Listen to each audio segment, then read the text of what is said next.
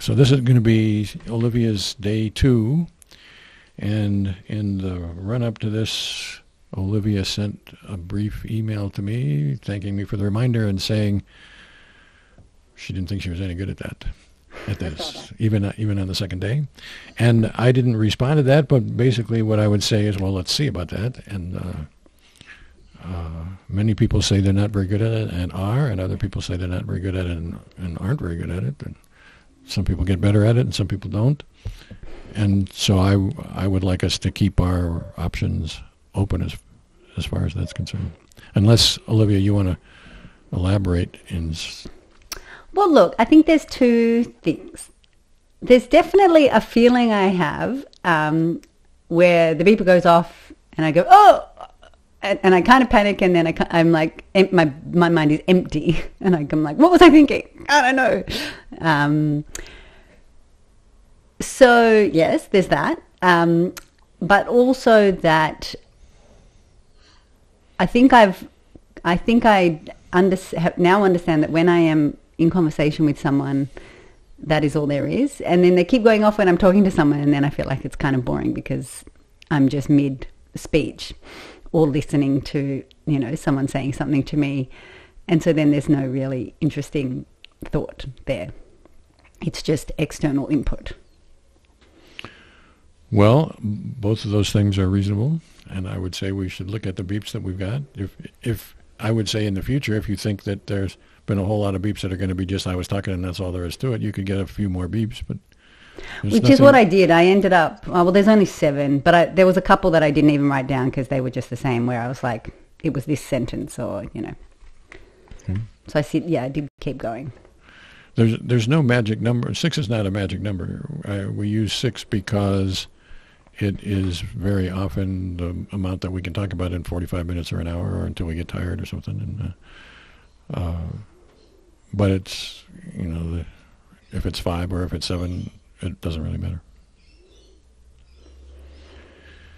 So I'm ready to go on to 2.1, unless anybody else has anything they'd like to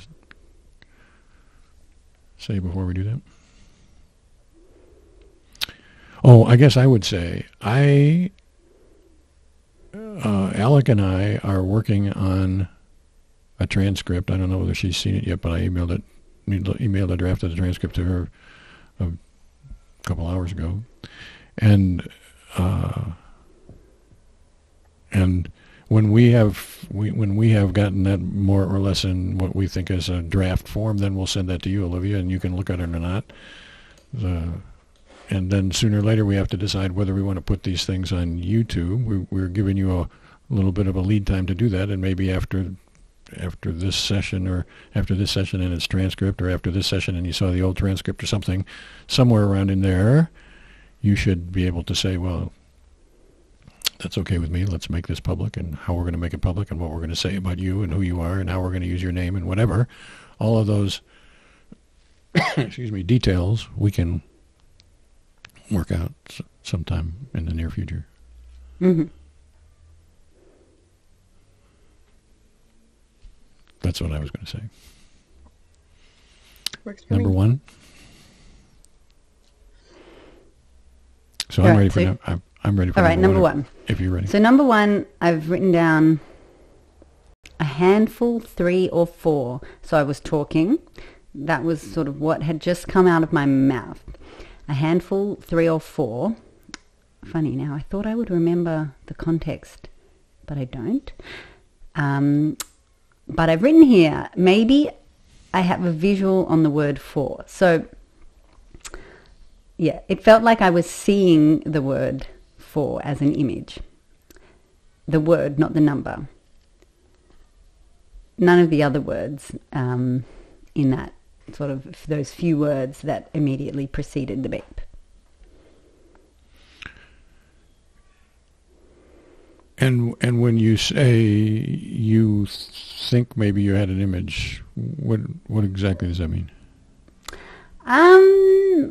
Like a floating visual, but funny, not externally visual, if that makes sense. I'm not seeing 4 on the wall over there, or on the floor over there, but just seeing a floating FOUR in my mind's eye. Okay. And are you confident that there is such a seeing going on? I don't feel confident about anything that I'm seeing. Okay. Yeah. Well, let me ask some questions. Let us ask some questions about what you might be seeing, and then we can, somewhere down the road, decide whether you are actually seeing that. So what I understand you to be saying is if there was this thing going on, which we're not taking a position yet about whether it was or not, but if it was some kind of a visual phenomenon, a seeing of the letters FOUR. And how do these letters present themselves? Gosh, sorry, where the airport in Sydney is very close to the city, and I'm under the flight path, and planes just gone over, which usually it's not too bad, but it's being really amplified in my microphone, in my ears, into the recorder. So sorry. So sorry. So my question is, how does 4 appear? What do you see? How does it appear? And what I'm asking, is this like in handwriting or printed words or capital letters? Printed?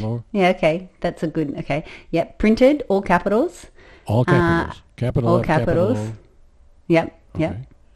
And in a font, does it pretty make sense? Straight, like a sans serif, a straight up kind of Arial kind of font. Okay. Just very straightforward font. All right. And black and white color? I don't know if I could attribute color. I mean, I feel definitely not bright color, so maybe black and white is going on there, but not. I don't have a strong. And I feel like there's a black background. So white letters on a black background, or black letters on a different kind of black background? I don't feel like maybe black on. I don't feel confident at all. I can feel confident. I can confidently say no bright colors. There's no colors going on. Colors are not a feature of the memory of the visual. Okay. And so a sans serif font seems confident. Yes, all caps feels confident.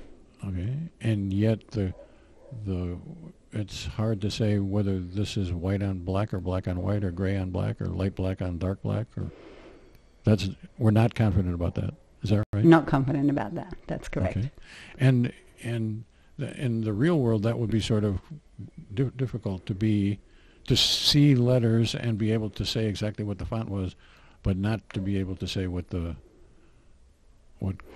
colors are. Yes. What the colors were, but that does not mean that that's not.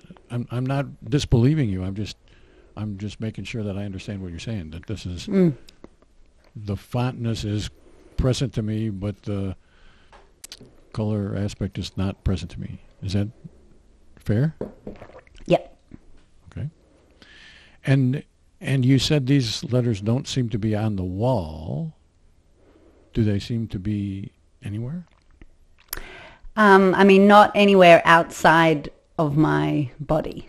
So they feel like they're not anywhere in the recognizable in my surroundings.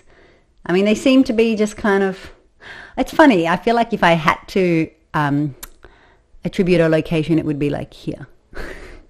But that's kind of more as a representation of it. Feels like kind of here, but in my head. Like, so sort of just floating around in an internal head-like space. So by here, do you mean, I understand this is a mental phenomenon, and so it's not out there in the real world, but do these letters appear as if they're outside of my head, a few inches outside of my head, even though it's not like I see them there, but yet they don't, for some reason, don't seem to be inside my head? No, they feel like they're inside my head, but they're floating in a high. And I almost feel like once again, I'm not sure if "see" is the right word, but have a sense of an dark internal space that is the same shape as my head. and they're kind of floating to the top sort of left hand of that space. Okay. And does it seem like you're looking? Is there a directionality? The seeing seems like it's going this way or going that way. I'm looking up at it, or I'm looking forward at it, but from up there. Or? Yeah, I mean, it does feel like I'm sort of looking up slightly at it, because it's definitely feeling like the floaty feeling I feel confident about. And so it's feeling like it's floating up high. Okay. Okay. And Alec, do you want to ask anything more about the visual aspect of this? I don't. No. And so the sentence was something about a handful, 3 or 4, but the handful 3 was not seen. Is that correct? Nope. Yep. And is it your sense that it had been seen and is now gone, like every word was there, or does it seem like just the 4 was there the whole time? No, it just seems like the 4 was there and sort of persisted a little bit also after the, saying and hearing and like similar to last time with the Xanthi, that there was just kind of like an echo of a word, although obviously this is a visual echo, but it kind of just hung around for a little bit. Okay. And does it seem like it was there for the entire speaking? So it started at a handful, started at the beginning of handful 3 or 4? Or did it start when I said 4?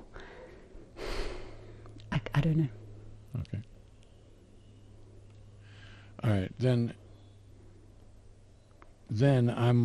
so we've so far focused on just the visual aspect, but I'm also saying a handful 3 or 4. I'm saying that aloud to somebody. Is that right? Yes. Yep. And what's in your experience about that? Nothing. Beyond, I guess. Sorry, I'm just closing this curtain. Bright sun. No, I'm not hearing it before I say it. It's just coming out of my mouth. And I'm not even. There's no premeditation. The words sort of float out. There's no kind of waiting in the way that I described last time, where I'm sort of trying to find a word. It was just. And are these meaningful words? You're I was definitely. Something? Yes, I was. So I share an office here with my partner. We both work from home, and I was, and so there's a lot of, mundane household conversations peppered into the work day, and it was one of those. Gosh, what was it? A handful, 3 or 4. Yep, I can't remember. It doesn't really matter. We're not that interested in that kind of detail.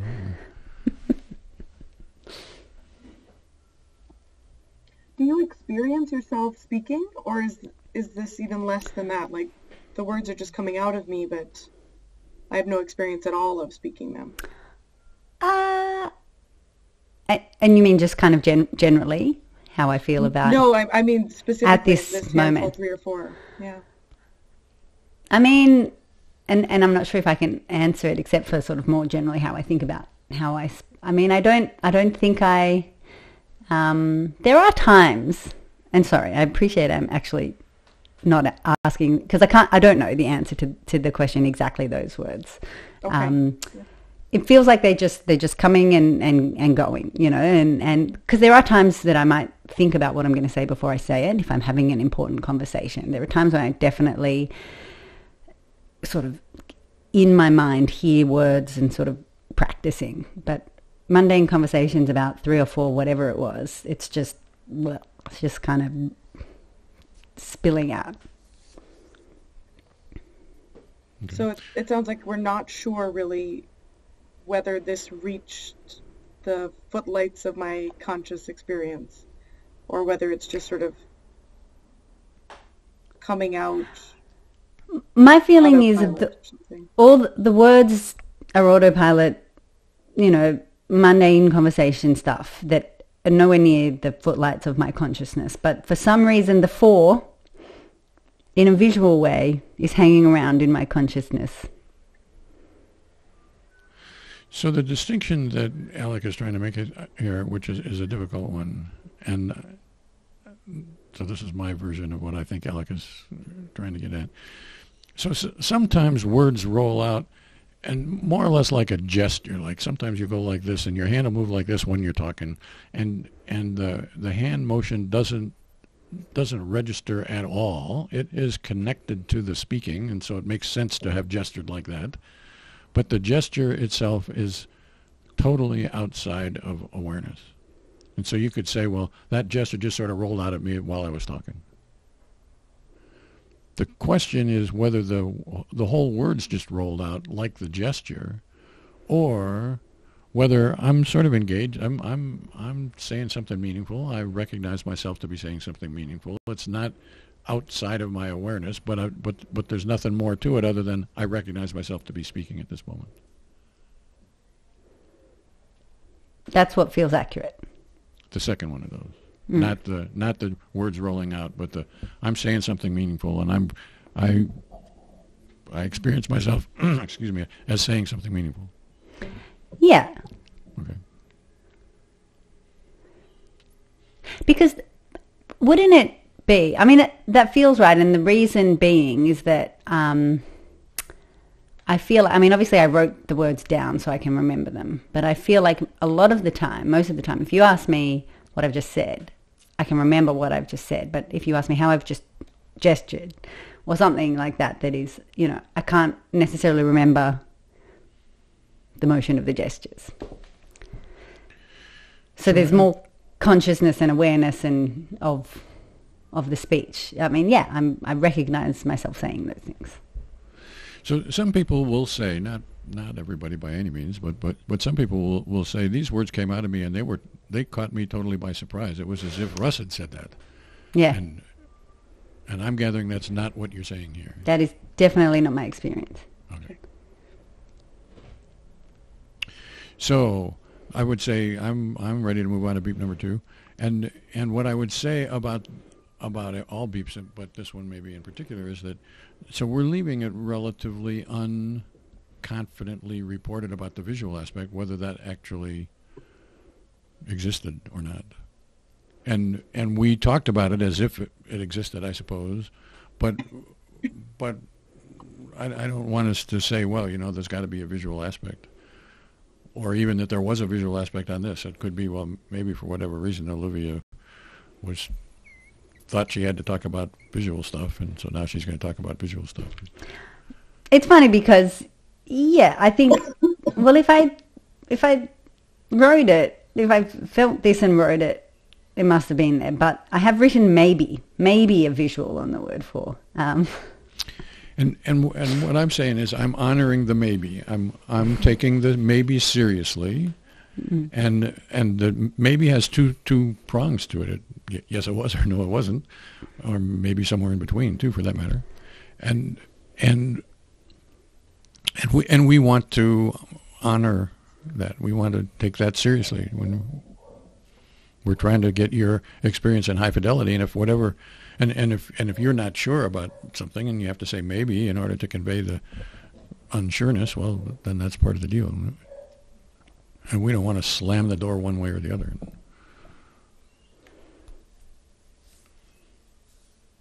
Number 2. Okay, so number 2. So I was writing. I was right in the middle of writing. I had 3. Okay, so I had measured a shelf in my fridge that needs replacing.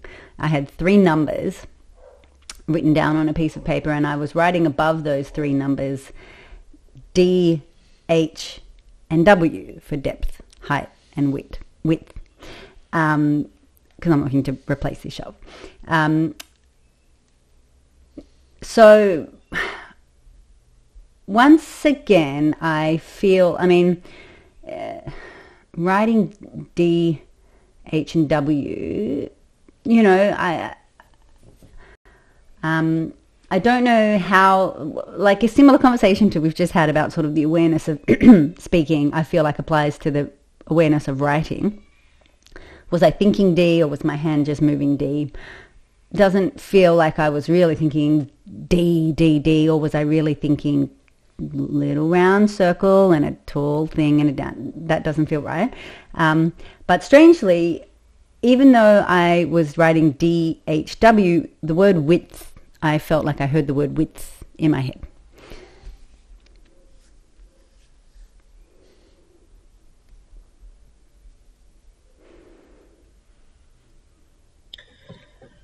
So I guess I'm trying to gauge how much of this is kind of maybes. So it sounds like the DHW, I'm not really sure if or how I'm engaged in that. You know, I'm skillfully writing these things, but whether I'm thinking the letters or whatever, it seems like no. But then the width, are you more confident about that? It seems like there is something about width going on here. And is it because it's the last?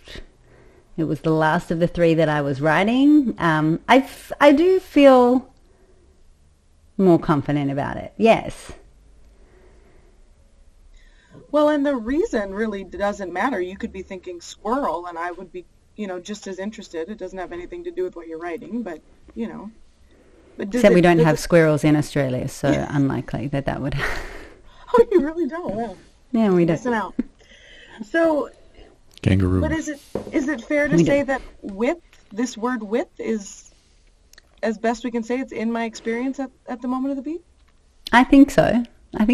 Yeah. I mean, yes. I mean, once again, I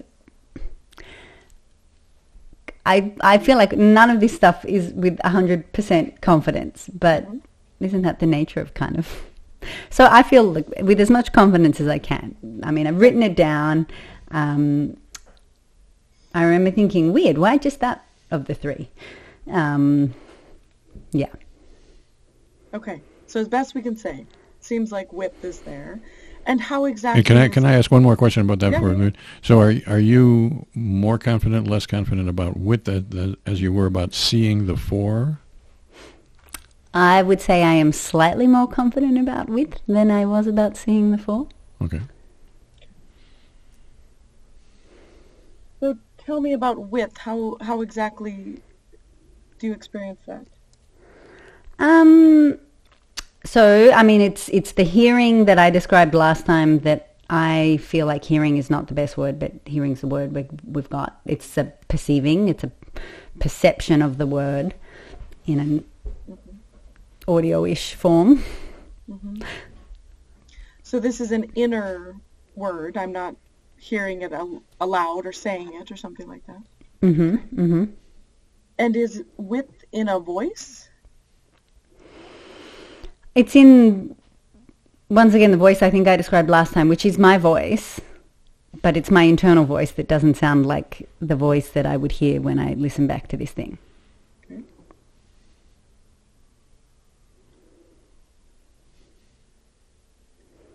And I think last time we sort of started down the path of the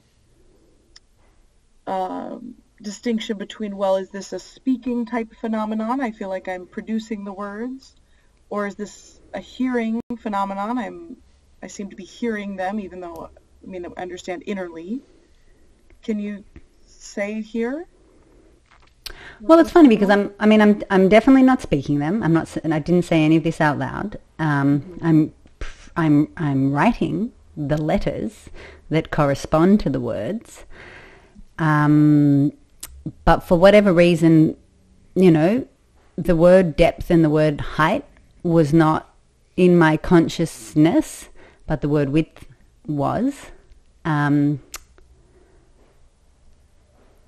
So I don't think last time we made a distinction about speaking and hearing in the following way. So if you speak into a tape recorder and then you play the tape recording back, in some ways that's exactly the same thing. It's your voice, your words, same inflection, whatever. But for most people, that's a very different experience.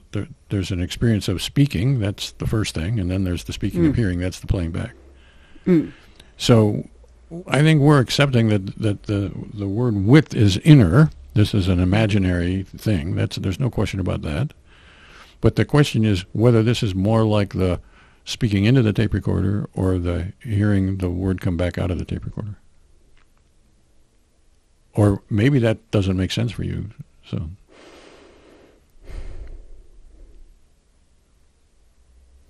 And there's a third possibility too before we answer that, and that is that this word is somehow present, which without actually being spoken or heard, or maybe even voiced. That it is possible to imagine a word without having any vocal characteristics to it at all, even though it is somehow present and not seen and not whatever.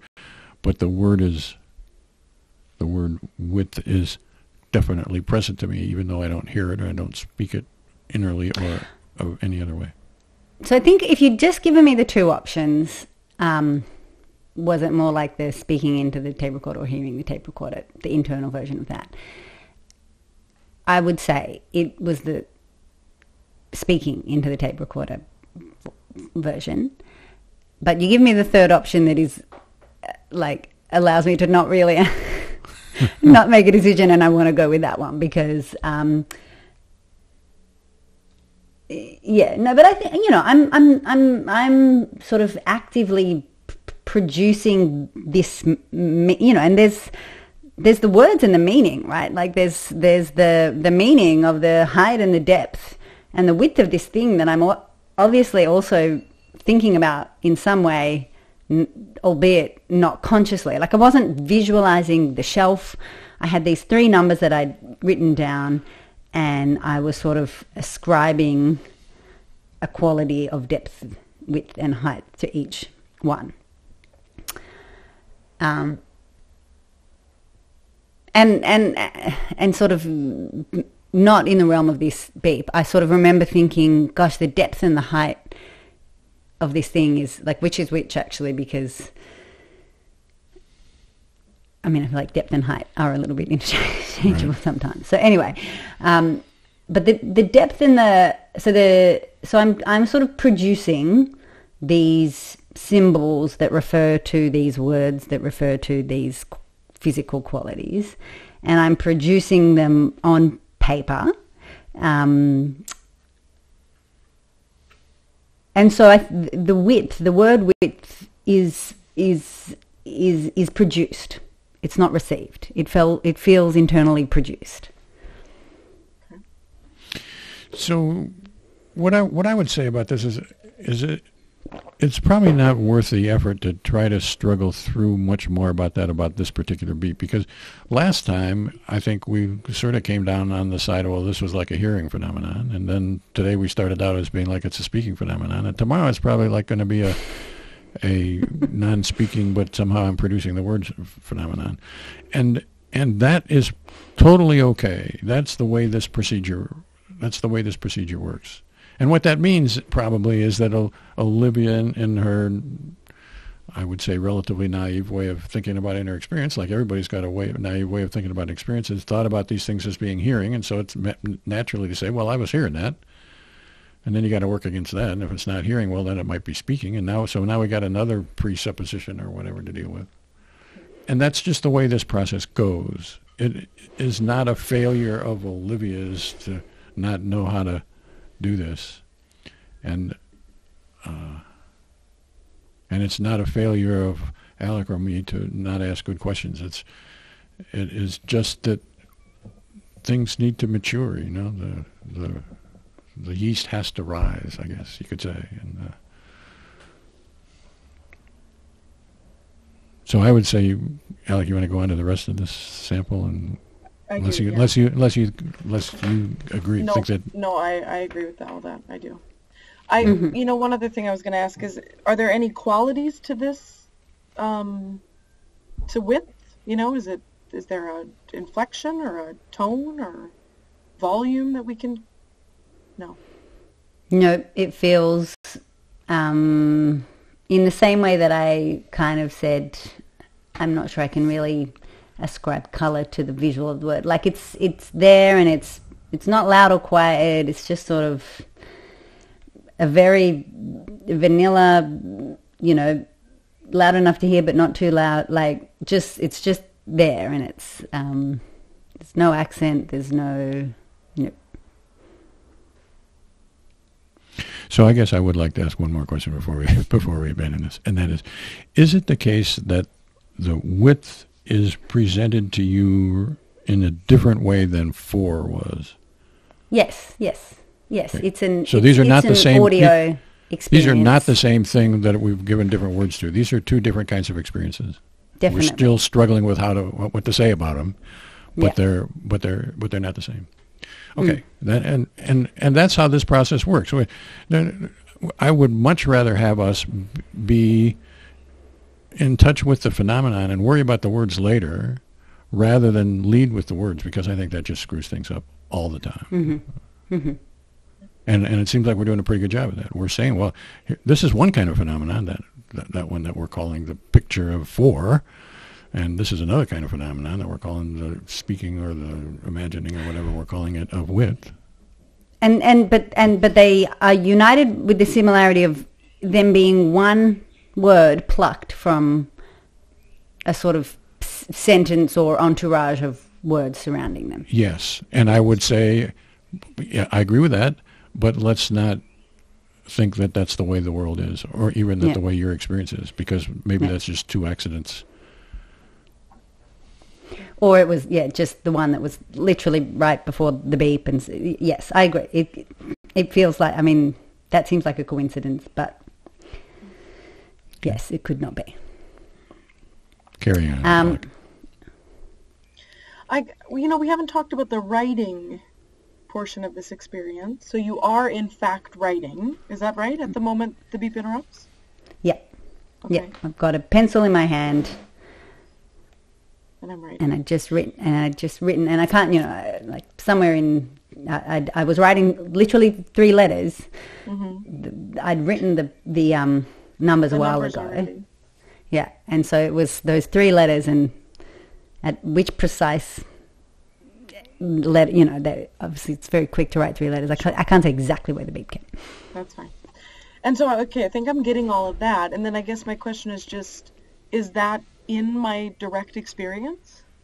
So this is sort of similar to our question about words just rolling out versus I have some recognition that I'm doing this.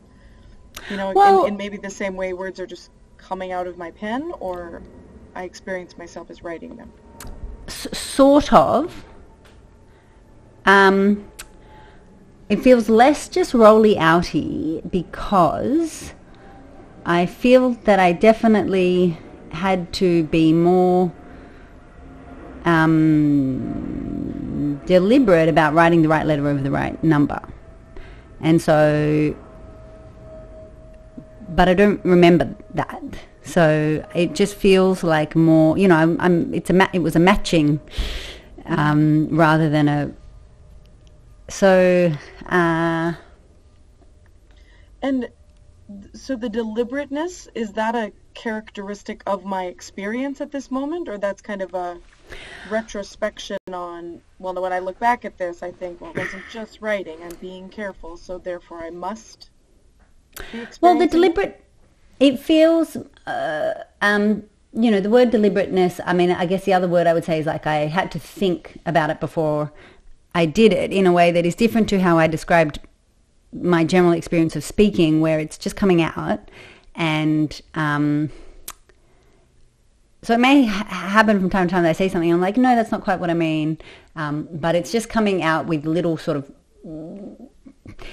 like there's no pause between thinking and speaking. Whereas I feel like there must have been a microsecond of pause between writing D and making sure I was writing, or writing was funny actually, because width was the, God, I can't find that piece of paper, because now I'm even wondering if I wrote the right number on the right one. But you can order the wrong shelf here then.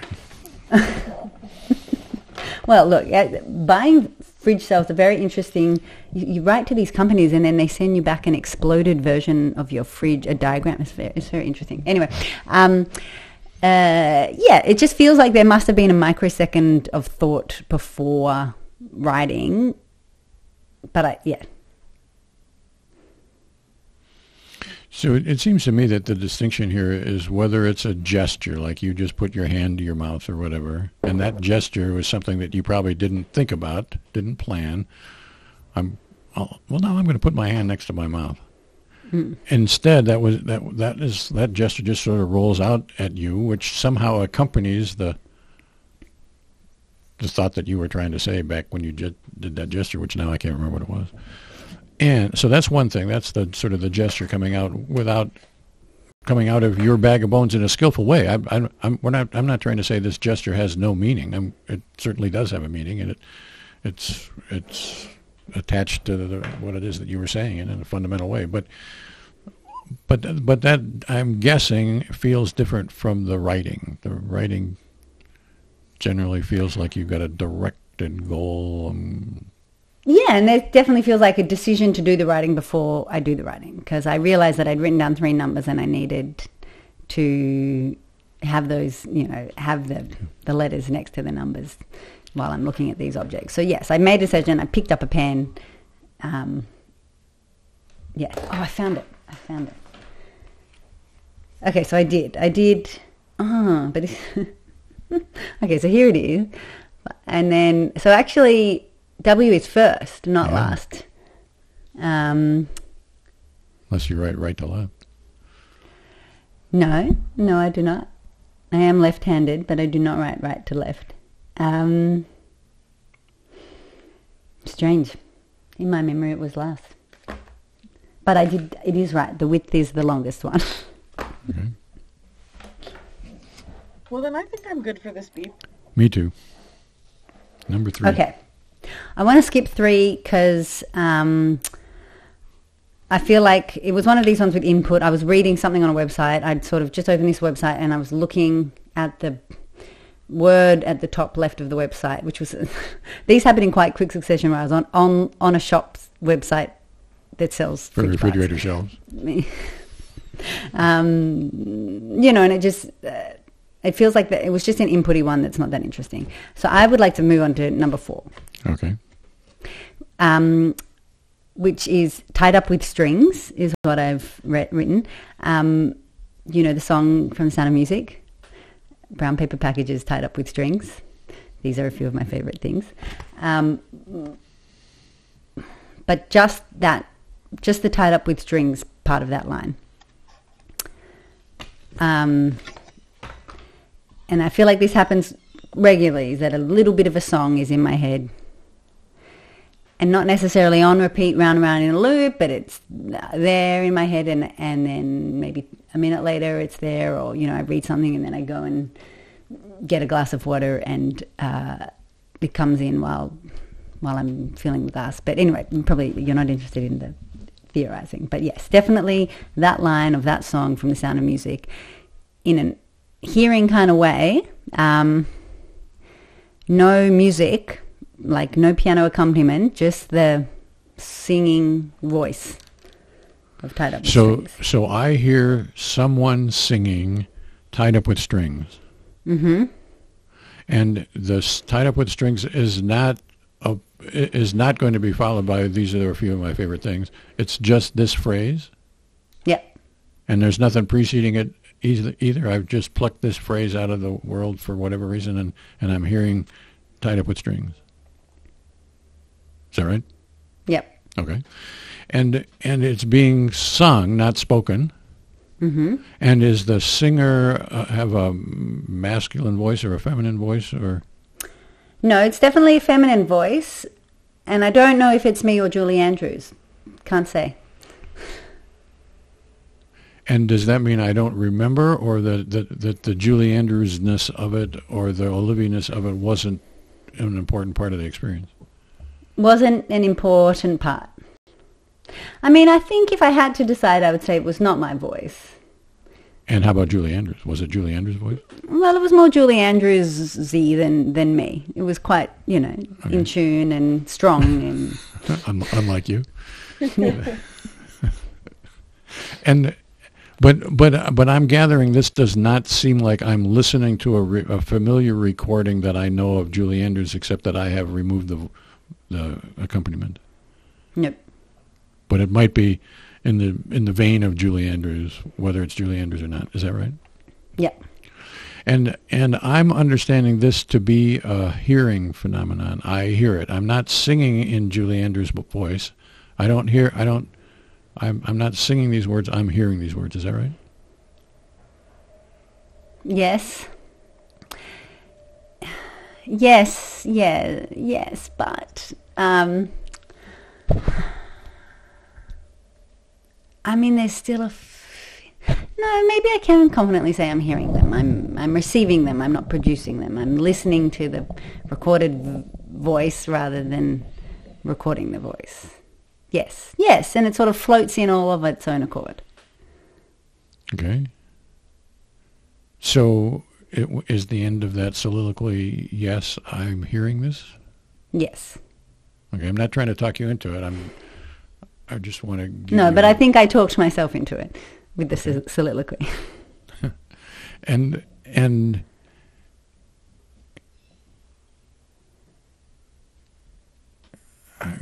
so I hear this we're more or less confidently saying is a hearing phenomenon. I hear some female kind of voice sing tied up with strings. Yep. And maybe this is repeated on a loop and maybe it's not. Is that right? Or is it just confidently not It just was, one time? as I wrote it down, I was aware that I'd heard that several times over the preceding minutes. And just that tied up with strings? Mm-hmm. And does that mean tied up with strings, tied up with string, tied up with string, tied up with strings? No. But one, and then an indeterminate gap, and then just that again at some point. okay, so not a loop, but a repetition. A random repetition. Okay. And presumably you're doing something else at this time. Is that right? Mm-hmm. Yep. I'm probably sitting, I was probably sitting here working, or maybe I was, was I preparing lunch, I kind of moved back and forth between sitting at my desk and doing non-sitting at my desk things in the way that one does in a workday. And does that mean that I don't remember what I was doing, or at the moment of the beep, what I was doing didn't matter because my experience was sort of entirely wrapped up with listening to or hearing tied up with string? I mean, I don't remember what I was doing. I didn't write down what I was doing.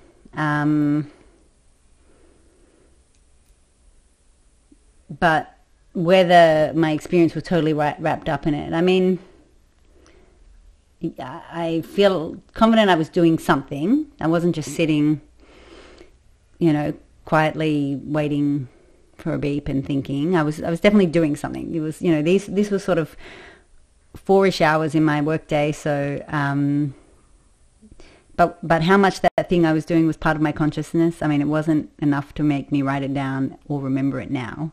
But in the same way that we talked the first time about maybe getting yogurt out while I'm having a conversation, I'm getting yogurt from a container into a bowl.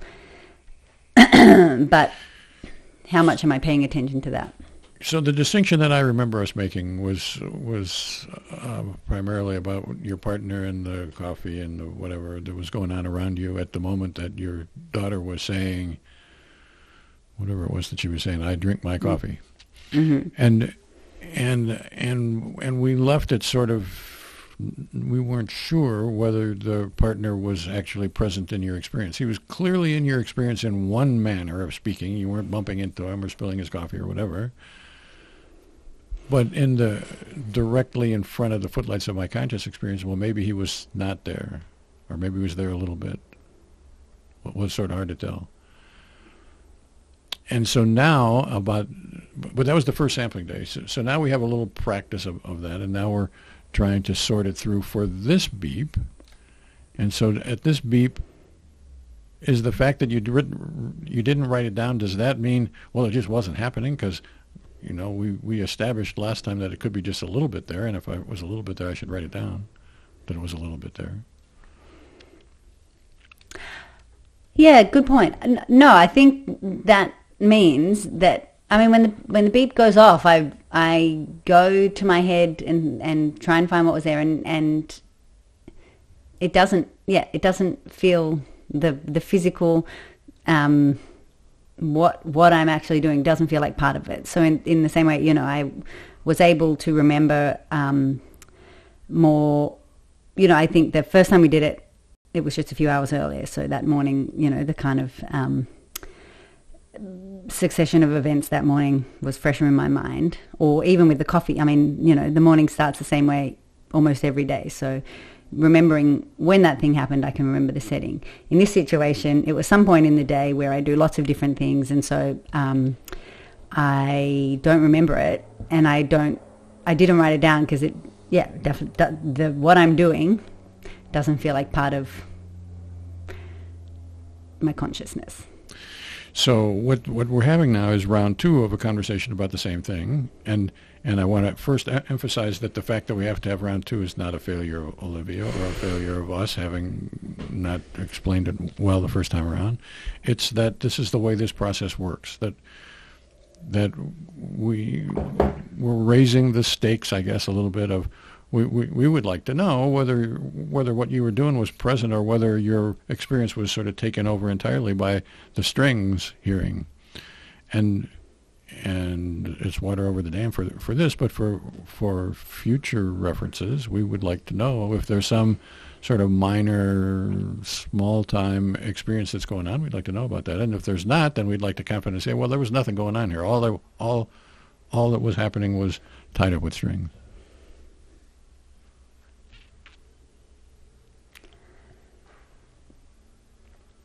I mean, it doesn't feel like I can be doing stuff without being conscious of it, yet it does feel like, I mean, there must be some part of consciousness that is. So that's why it's hard. That's why it's hard, because you've got a self theory that says I must have been doing it, and it's hard to give that, and I must have been aware of it at some level, and it's hard to give that up. And what this lecture and this that I'm giving right now is about. Let's what we would call bracket that, which means, well, maybe it's true that there's some part of me that is experiencing that, and if so, well, let's report that. But maybe it's not true. Maybe my self-theory is mistaken, and if that's the case, and I discover in the future that it's not there, well, then that's fine too. I don't know if it's even a self-theory. I mean, isn't it just like a general theory that how can you do something without paying some heed to what you're doing? It is a widely held theory, yes. Whether it's true or not.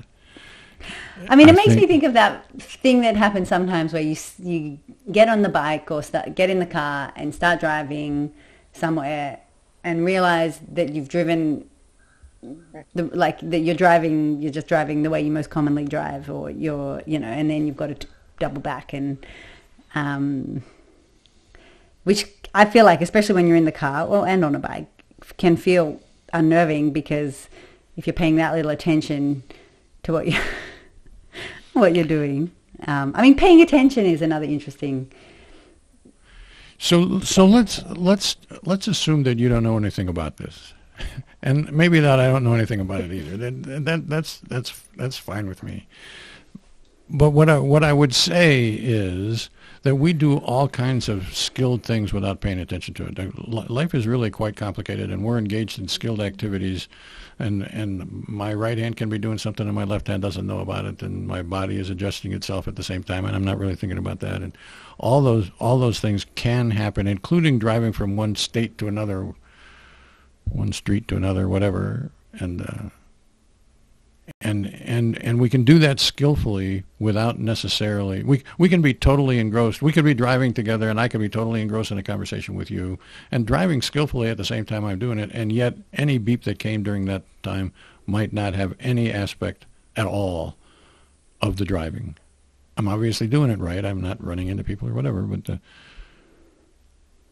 so what I would like us to recognize is that it's possible.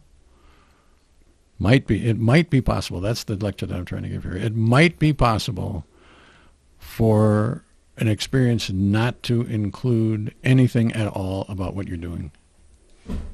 I want to raise that as a possibility so that we don't fight against that. I'm not saying that's the way it is for you. I'm saying I'm trying to neutralize what I call the self theory and what you call the general theory, either one, whatever we want to call that. I'm trying to balance it out so that it can go either way. Okay. And without saying the way it is, because I would be totally delighted for Olivia to come down and say, Russ, it's there all the time. Every time for me, it's there. I would be totally happy with that, but I would be most happy with that if we can get to a place where we agree what we're talking about, and it doesn't come just from theory. It comes from, well, at the moment of beep, it was there. It wasn't there at a low level, but it was there. Or I would be just as happy. Not more happy, not less happy. I would be just as happy if on some future beeps, Olivia would say, well, I was driving and I wasn't paying any attention to it at all, and yet, whatever. Okay. And that is what makes the whole thing fun. I mean, the whole it's a challenge to try to tease out our self theories or our general theories or our expectations about the world or whatever you want to call those. I don't care, but to keep those separate from what's actually in experience. That's what makes this an interesting endeavor. So we're coming up on 50 minutes. Do we want to do another one, or?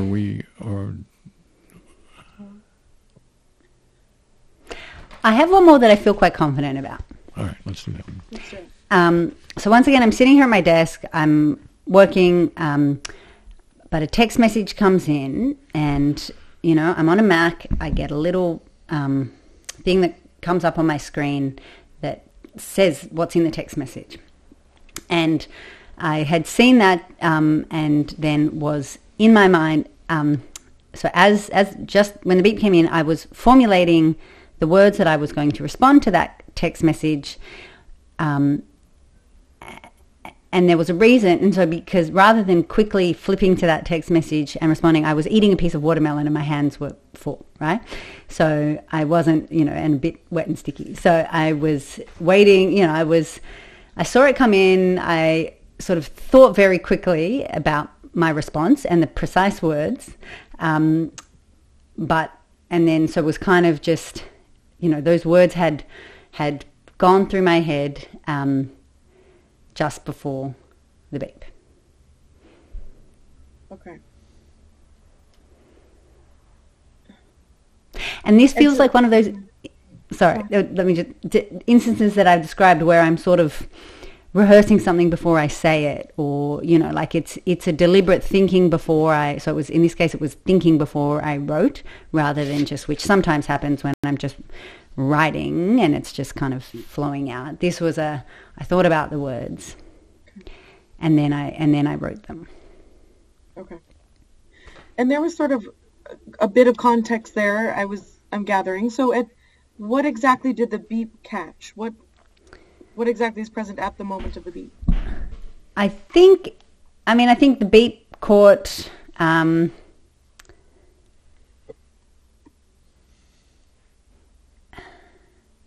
if I think the beep caught, it's like I've written down all the words of the text message. It felt like they were, and it was very quick. Like I thought of the response very sort of, how do you measure the time between reading and thinking a response to something, which is what you do when you read a text message versus when you read a book or something, right? Like you read something that you're just consuming versus a read visual of a conversation. So I read it, I thought of the words that were the response, and I think the beep went off just as or after I'd thought of these words that I responded. And, because I put down the piece of watermelon to note down on my little notepad. Okay. And so your response, are those words present as best we can say at the moment the beep interrupts you? It's not like they've come and gone, for example? No, I think they were, had they just finished, there was 1, 2, 3, 4, 5, it's kind of like a 10-word text message. Mm-hmm. It is, it travels through my head faster than it would saying them out loud. Okay. Well, Yeah. what are the words? Let's go with that. What are the words? So the words are... well, look, I'll just tell you the words. If you want the context, you can have it. LOL. So, and it's funny because LOL, I hear the word lol. I say lol. I think it's funny to say lol. Lol, you're not going to buy them if you decide they're ugly. Question mark. It's a question. Okay.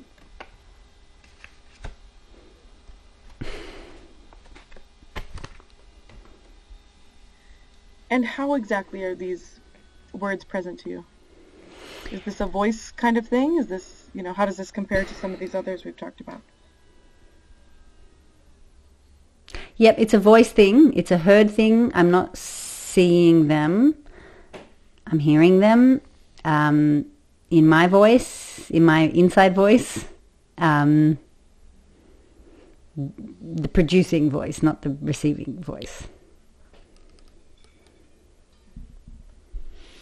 So I got distracted by my computer making a pretty funny noise, which fortunately it stopped. But I missed a little bit about.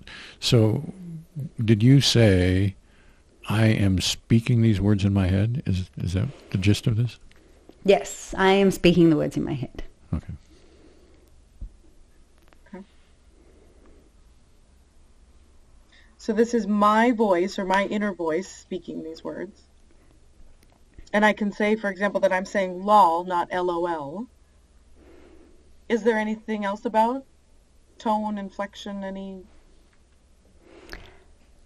I mean, I can say that I think, yes, there was a sarcastic tone because it was a sarcastic comment.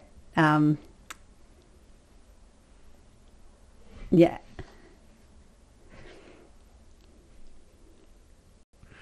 And this, I'm still struggling with my computer noises, I guess. But this is clearly spoken. This is not just that I know the meaning. This is I am speaking these exact words. Yeah. It's definitely the words, and I think they're the exact words that I went on to write in the text message, and it's not a general thinking, and not a general thought around.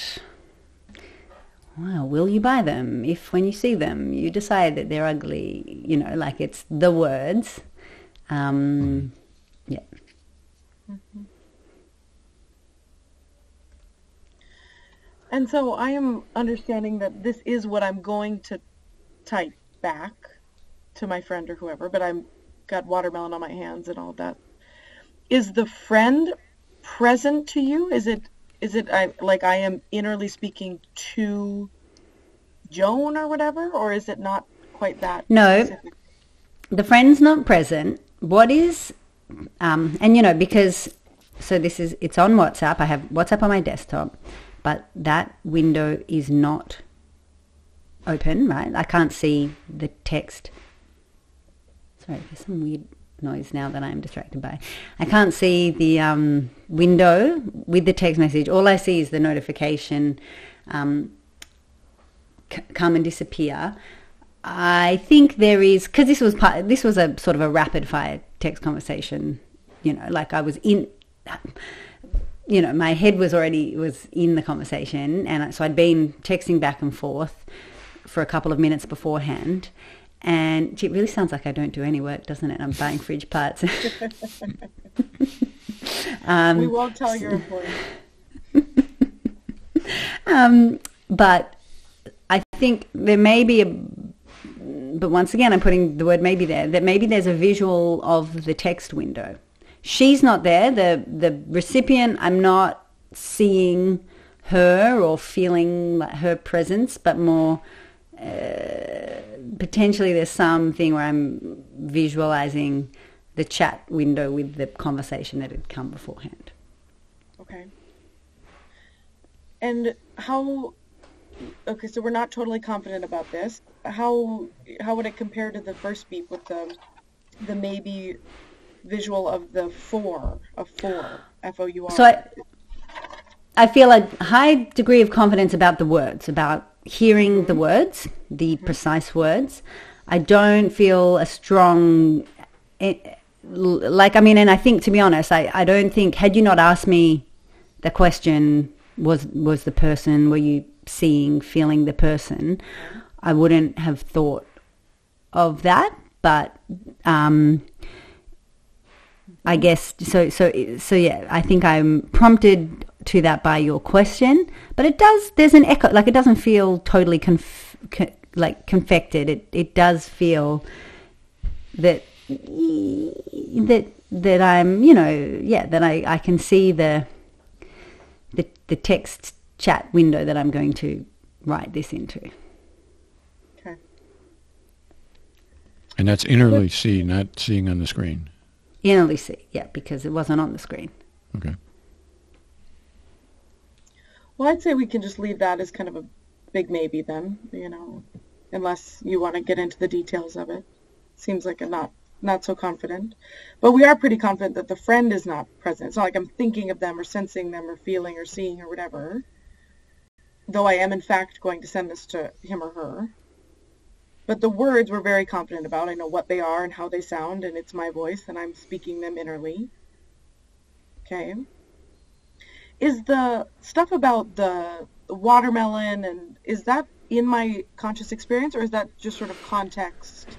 If I had been there, I would see that, but it's not like I'm feeling my sticky hands or thinking, boy, I need to set this down so I can text, or... Well, in the same way that I obviously seem to be struggling with. I mean, there's obviously the thought that I can't write this because my hands are sticky and I don't want to touch my computer. But,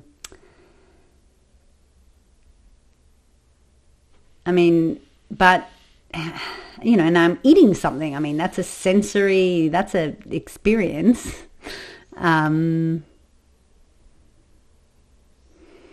Although I guess you can totally eat something and not really register it. Yeah. So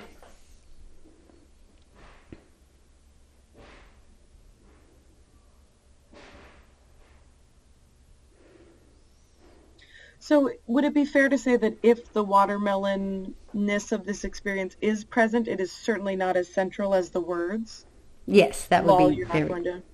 Okay. Yeah. So this is a pretty good example of why skills are difficult, because not only is the candidates for your attention are the taste of the watermelon and the stickiness on the fingers of the watermelon and the connection between your fingers and the computer keyboard, and to say nothing of the rest of your body position and the whatever it was that was going to be ugly, whether this is a shirt or shoes or purse or whatever. All those things could be in your experience, but apparently weren't. I mean, I don't, or maybe they were. So what was it that was going to be ugly? So it was school photos. So I was texting with the mother of my stepkids, who was saying, it's annoying that you have to buy them before you see them. And I was like, well, what? You're just not going to buy? Like, I was like, that's outrageous. Okay. So at the moment of the beep, are you seeing photos, kid photos? No. Just words. But you could be. I could be, but Yeah. I wasn't. All right. So that's really the only point I'm trying to make in this lecture. There's a lot of stuff that would make sense for you to be experiencing that are part of this experience. The history of kid photos But and outfits Sure. and what you were doing, what you Yeah, did. except school photos are kind of notional at that point, right? I mean, there are these photos that exist that we're buying at that point. But they're not existing in the same way that the watermelon exists. But I mean, I get your point. I understand, but I'm just trying to weaken that supposition. I'm still on Yes. the track of weakening the supposition that if something is important, I must be thinking about it, and that's just not Yeah. true. And I'm not at any particular moment. I'm not trying to talk you out of feeling the stickiness or thinking that I can't type or whatever. If that's what's going on, I want to know about that. Mm-hmm. We want to know about that. But I do want to weaken the notion that it has to be there. Mm-hmm. Mm-hmm. So I'd say that's probably good enough for this. I think we've done a pretty good job of getting down the second day, And so we started by saying, well, I'm not very good at this. And the answer is, it seems to me, you're somewhat better at it today than you were yesterday, or whenever that was. And that's, that's the way it is. It generally takes several days to do what you have to do. And it seems like we're on the right track. Mm-hmm. So shall we do it again? Sure.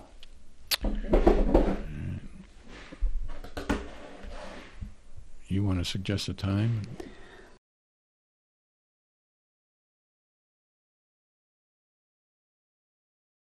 Good. All right. Any last minute things that anybody wants to say before we adjourn?